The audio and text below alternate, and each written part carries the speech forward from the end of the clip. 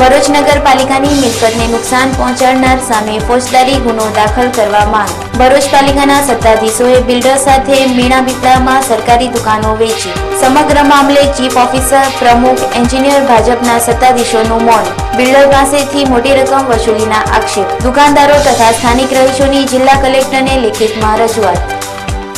ભરૂચ શહેરના સોનેલી મહેલ રોડ ઉપર બિલ્ડરે શોપિંગ ઊભું કરવા પાલિકા સત્તાધીશો સાથે મિલીભગત કરી 3 દુકાનો ખરીદી લેતા તેમજ ભાજપાના સત્તાધીશોએ પણ ખોટા દસ્તાવેજો ઊભા કરી બિલ્ડર પાસેથી કમાણી કરી ષડયંત્ર રચ્યું હોવાનો આક્ષેપ થઈ રહ્યો છે।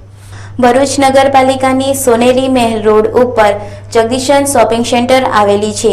50 વર્ષથી દુકાનોમાં વેપારીઓ વેપાર ધંધો કરી રોજીરોટી મેળવી રહ્યા છે, ત્યારે દુકાનોની પાછળ બિલ્ડરની જમીન આવેલી છે અને બિલ્ડિંગ ઊભું કરવા માટે બિલ્ડરે સ્થાનિક ભાજપના કાઉન્સિલરને લોભામણી લાલચ આપી દુકાનો ખાલી કરાવવા માટે જાણે સોપારી આપી હોય તે 10 દુકાનો પૈકી 3 દુકાનો સાથે મેણાપીપળા કરી દુકાનો ખાલી કરાવી બિલ્ડરને વેચી આપી હતી।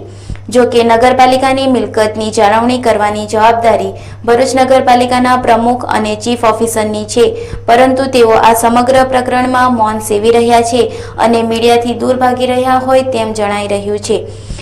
ભરૂચ નગરપાલિકાના સત્તાધીશો દ્વારા કોઈ પણ જાતનો જવાબ અપાઈ નહીં શકતો।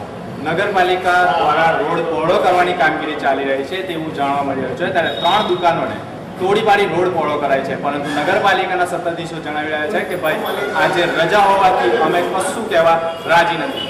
ભાજપા વિકાસના નામે વિનાશ સર્જી રહી હોય તેમ વોર્ડ નંબર 8ના ભાજપના જ કાઉન્સિલરે પોતાના લાભ ખાતર સરકારી ઇમારતો વેચી મારવાનું કૌભાંડ આચર્યું હોવાનો આક્ષેપ થઈ રહ્યો છે। અમારા અહીંયા ગાડી પાંચપટ્ટીમાં આવેલું જગદીશન શોપિંગ સેન્ટર છે, જેમાં 3 દુકાનો તોડવાનું કામકાજ ચાલી રહ્યું છે અને બાજુમાં મારી દુકાન આવેલી છે તે રાજેરાટ છે। એટલે આ બિલ્ડરો જે પાછળની જગ્યામાં શોપિંગ બનાવવાના ધ્યેયથી આ દુકાનો તોડી રહ્યા છે, તો મારી દુકાનને કોઈપણ જાતનું નુકસાન થઈ શકે એવી સંભાવના છે કે એમાં કોઈ પણ નુકસાન મારું થશે તેની સંપૂર્ણ જવાબદારી બિલ્ડર પકડી રહેશે। આ દુકાનો અહીંયા ગાડી લગભગ 35-40 વર્ષ સુધી છે, તો 3 દુકાનો બિલ્ડરો પાછળ શોપિંગ બનાવવા માટે રસ્તો બનાવવાના હેતુથી તોડી રહ્યા છે।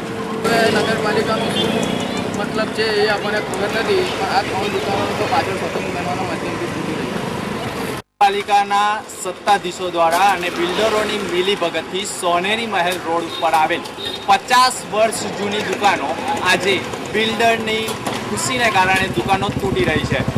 જોઈ રહ્યા છો કે સોનેરી મહેલના રોડ ઉપર આવેલી 12 જેટલી દુકાનમાંથી 3 દુકાનને તોડી પાડવાની કામગીરી ચાલી રહી છે, ત્યારે શું નગરપાલિકાના સત્તાધીશોએ સરકારી દુકાનોને તોડવાની સત્તા હોય છે ખરી? તેમણે શું સામાન્ય સભામાં ઠરાવ કર્યો છે કે અને સમગ્ર માહિતી મેળવવા માટે નગરપાલિકાની જરૂરિયાત હોય છે, પરંતુ નગરપાલિકાના ભ્રષ્ટાચારીઓના આક્ષેપ સાથે દુકાનોને આજે તોડી પાડવાની કામગીરી ચાલી રહી છે, ત્યારે નગરપાલિકાના સત્તાધીશો જાહેરમાં પુકારી રહ્યા છે કે દુકાનને તોડવા પાછળનું કારણ એ જ છે કે અહીંયા રોડ પહોળો કરવાનો છે। રોડની પહોળાઈ કરવામાં બગીચાની પણ નુકસાન થાય છે, 12 દુકાન તોડી પાડવામાં આવે છે। 3 જ દુકાન તોડવા પાછળનું કારણ એ છે કે પાછળ મોટું શોપિંગ ઊભું કરવાનું હોવાનું જાણવા મળી રહ્યું છે।